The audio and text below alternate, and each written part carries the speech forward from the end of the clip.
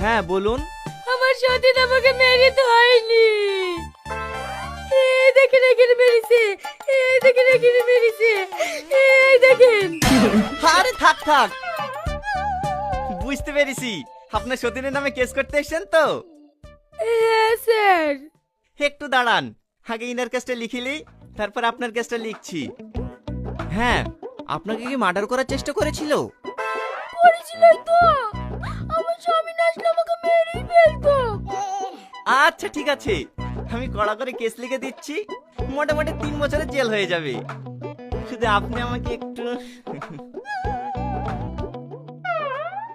কি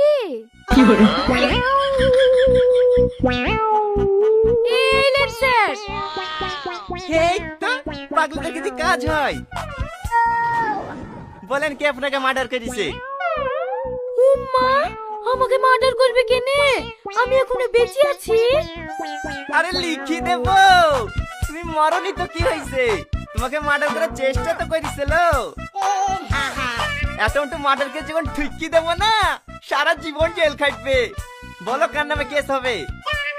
ওই দেখেন ওই তুহিনের নামে। ও তাহলে তোমরাই 203, তাই তো? ঠিক আছে ঠিক আছে। এই যে, এবার আমার কেস নেবেন তো? হ্যাঁ হ্যাঁ অবশ্যই, আমরা তো কেস লেয়ার লেগে বসে আছি। তুমি একটু থামো, ওরটাই আগে লিখিলি। বলো বলো, কি? তোমার সতীনের নামটা বলো। সালমা। আচ্ছা ঠিক আছে। এলেন। আরে এই সময় আবার কি দরকার ছিল? ঠিক আছে ঠিক আছে, তোমারটাই আগে লিখছি।